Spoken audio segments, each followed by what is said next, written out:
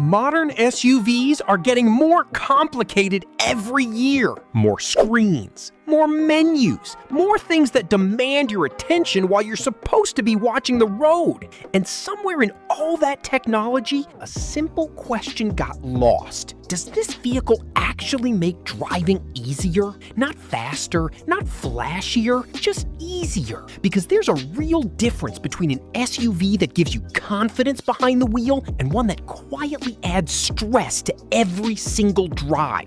Today, we're cutting through the noise. 9 used SUVs, all under $10,000, all chosen for one reason. They make driving feel like something you're in control of. Quick note before we start. Prices shown are averages based on national used car data. What you'll actually find depends on your region, mileage, and condition. Always inspect before you buy, or pay someone who knows what they're looking at to do it for you. Every SUV on this list was chosen based on real-world reliability, ownership costs, visibility, and how they feel to drive day after day. Not on acceleration figures, not on how impressive the spec sheet looks. Let's get into it.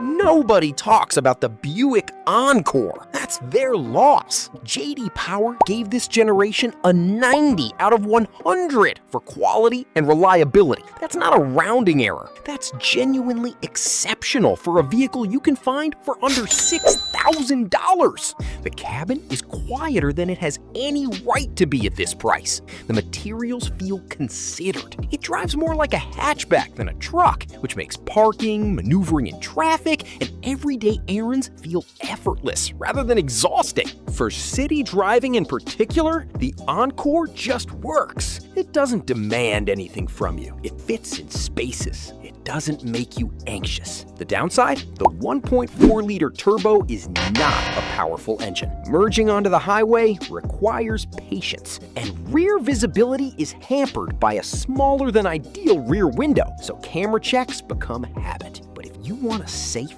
refined, genuinely reliable small SUV without spending a lot of money, the Encore belongs on your shortlist.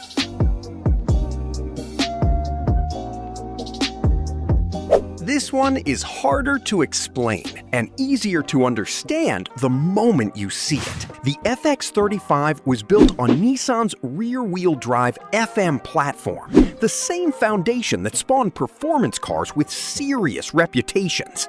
Under the hood sits the 3.5-liter VQ Series V6, an engine so well regarded it was named one of Ward's 10 best engines 10 years in a row.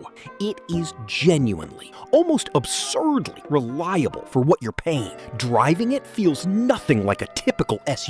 The steering is sharp. The body stays composed in corners. It responds like it wants to be driven, not just pointed and forgotten. The trade-off is cargo space. The roofline slopes dramatically. That's where the look comes from, and it costs you rear headroom and trunk practicality. Fuel economy is also poor by current standards. This is not a vehicle you buy for efficiency, but if you want something dependable, powerful, and genuinely distinctive, the FX35 has been quietly waiting for someone to remember.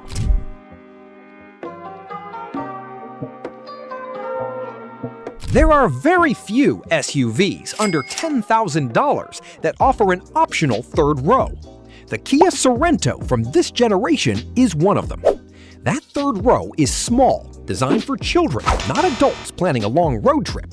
But the fact that it exists in a compact SUV at this price point is genuinely useful for growing families who need flexibility without jumping to a much larger vehicle. Both the 4-cylinder and the V6 options have proven themselves over time. Parts are widely available, repairs are affordable, maintenance is predictable. These are not minor details. When you're buying used, they're the difference between an SUV that serves you and one that costs you. The interior design from this era holds up well. It doesn't feel dated. The controls are logical. The ride is smooth enough for daily use without being remarkable in any particular direction. The honest critique? The third row exists, but it asks a lot of anyone over 5 feet tall. And the driving experience, while perfectly competent, won't inspire any strong feelings. What it will do is carry your family, fit your budget, and ask very little of you in return. That's a fair deal.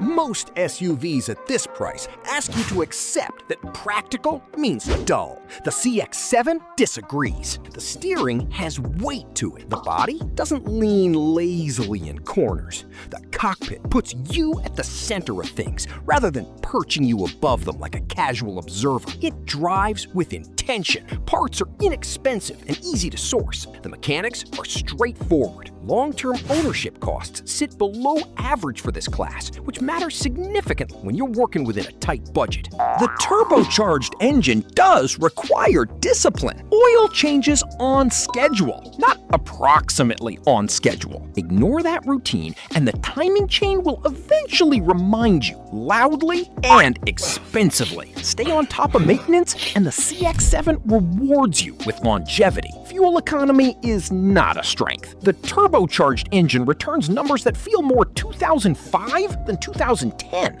But for drivers who find the idea of an exciting, driver-focused SUV under $10,000 interesting rather than contradictory, the CX-7 is worth serious attention. If you're finding this useful, a like helps more people stumble across it.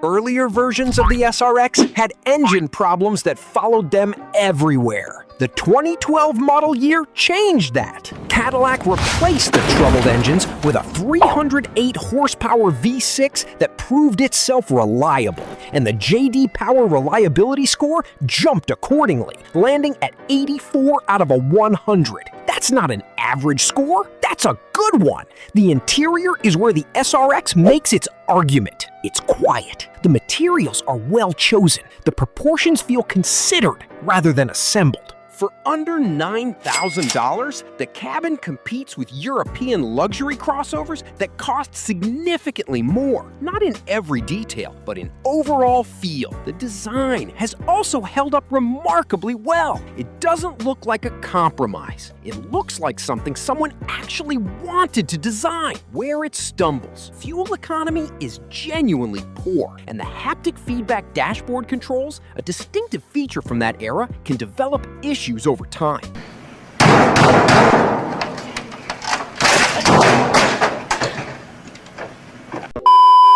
Find a clean, well-maintained 2012 SRX and you have a stylish, comfortable, reliable SUV that most people will simply walk past without recognizing what it is. That works in your favor.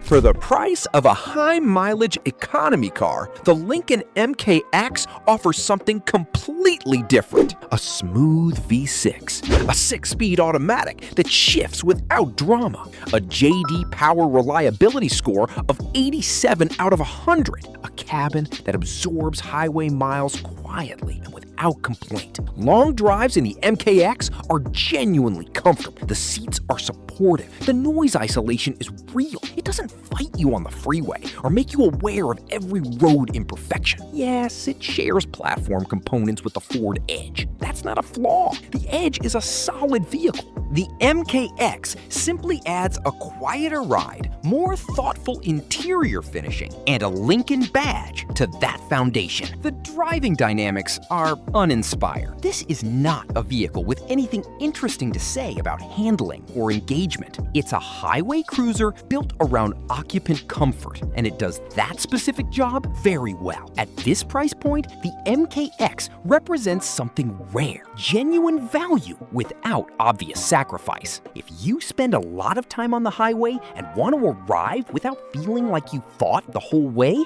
this deserves a look.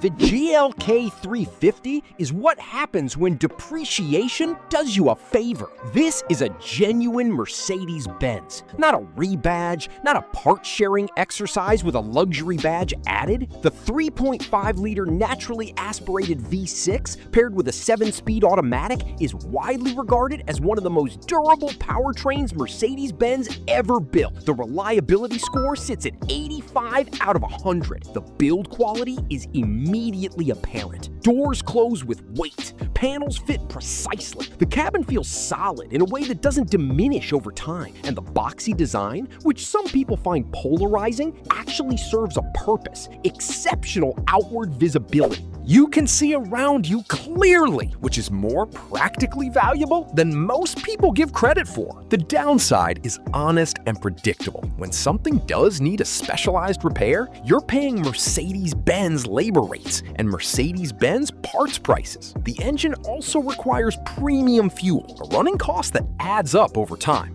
Know that going in. Plan for it, budget for it, because otherwise a well-maintained GLK350 at this price is a difficult value proposition to argue against. You're not buying a used economy car. You're buying a depreciated German luxury SUV with a reliable powertrain. That's a meaningfully different thing.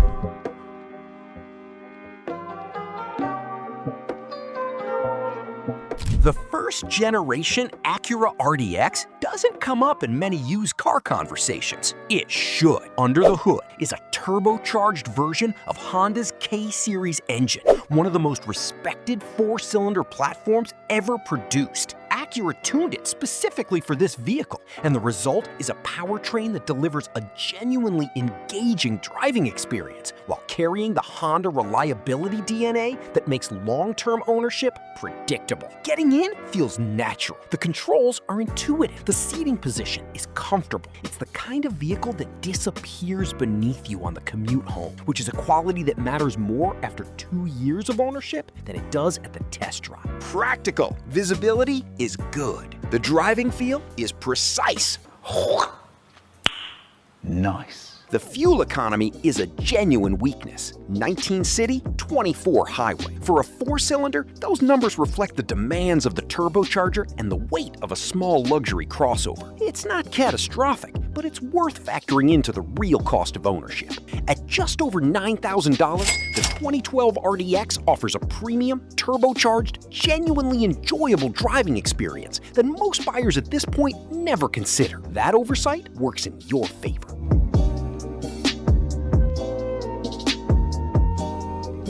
This one requires some honesty up front. Finding a well-maintained LX470 at this price takes patience. High mileage is common, but here's the thing. High mileage on a Land Cruiser platform means something different than high mileage on almost anything else. The LX470 is a rebadged Toyota Land Cruiser. Toyota built this vehicle to a 25-year service life. The 4.7-liter V8 under the hood has a reputation for enduring past the point where most engines give up and retire quietly. When it was new, the LX470 cost over $60,000. It was a flagship. It was built to carry occupants in comfort while going places that would strand lesser vehicles. Decades of depreciation have not changed what it is. They've simply made it accessible. The ride is controlled. The cabin is genuinely quiet. Visibility is excellent. The driving position gives you a clear sense of what's happening around the vehicle, which translates directly to